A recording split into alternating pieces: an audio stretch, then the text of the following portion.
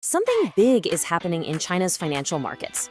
After a bit of a cautious period, global capital isn't just dipping its toes back in the water, it's diving in. So today, we're going to unpack what this huge shift really means for you as an investor.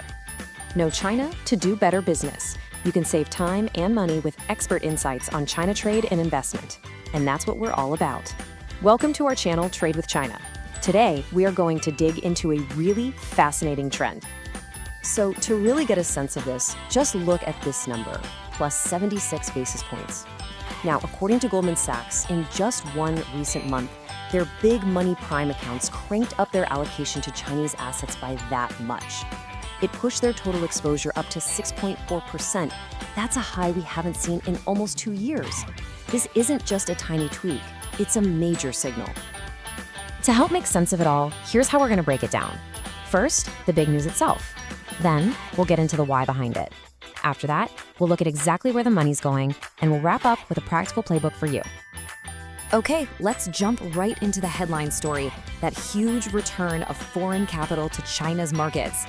The data is telling a really compelling story here. And this chart really shows that momentum building up. That big bar you see there, that's August of 2025. It was the single largest month of net buying of Chinese stocks by foreign investors since all the way back in September of 2024. That's a huge surge, and it signals a pretty decisive shift in how the market is feeling. And listen, it's not just about the amount of money flowing in, it's about the intent behind it. Check out this quote from Morgan Stanley. On a recent roadshow, they found that over 90% of the US institutional investors they talked to are planning to increase their exposure to China. That's a level of optimism we just haven't seen since early 2021. Wow. Okay, so the capital is clearly flowing back in. The next obvious question is, why now, right? What's going on underneath the surface that's pulling global investors back into the Chinese market with so much confidence? Well, it's not just one thing. It's actually a really powerful mix of a few key ingredients coming together at the same time. Let's break them down. Morgan Stanley's analysts are pointing to 4 main drivers here. First up, you've got China's leadership in future-focused tech, like AI and robotics. It's just becoming a must-have in a global portfolio. Second, the policy signals coming out have been very pro-growth and market-friendly. Third, the market itself is just in better shape. There's more liquidity and valuations are looking pretty attractive. And finally, you have this broader trend of global investors really looking to diversify away from just US assets. So we know the capital's coming back, and we've got a good idea why. But where specifically is this money going? Because it's not just being spread around randomly, it's actually very targeted and strategic. This chart gives us a great snapshot. You can see the 3 main destinations for foreign capital. First, no surprise, is high-growth tech. Think AI and semiconductors. Second, you've got high-dividend assets, like banks, which offer stability and income.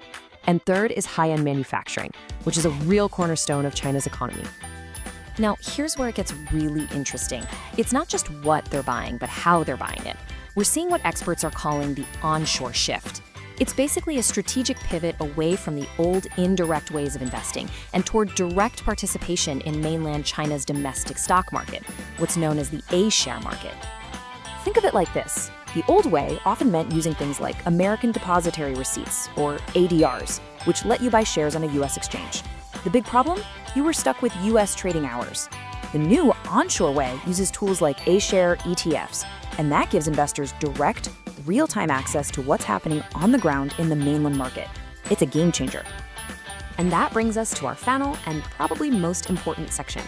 We've looked at the what, the why, and the where, so now what?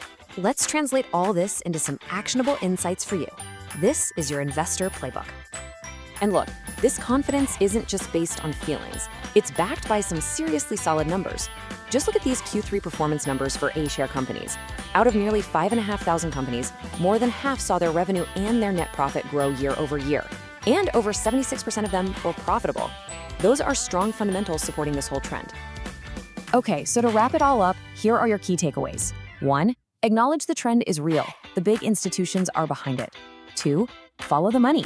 Keep an eye on tech, high-dividend assets, and high-end manufacturing. 3. Understand this onshore shift. Think about whether direct A-share access through ETFs might make sense for you. And finally, number 4, and this is a big one, remember that institutional positions are still pretty low. That suggests there could be a lot more room for this trend to grow. Which really leaves us with this final thought. Knowing that the big players are still just getting started rebuilding their positions, the real question is, are you ready for what could be the next phase of growth in this market? You know, this channel will bring you practical knowledge to navigate business, investment, culture, economic trends, and even communication tips for trades with China. Your comments really encourage us to realize our video value and update more useful information. So please press like and subscribe now for actionable insights and win-win solutions. Don't miss the possibility to understand and make money in trades with China.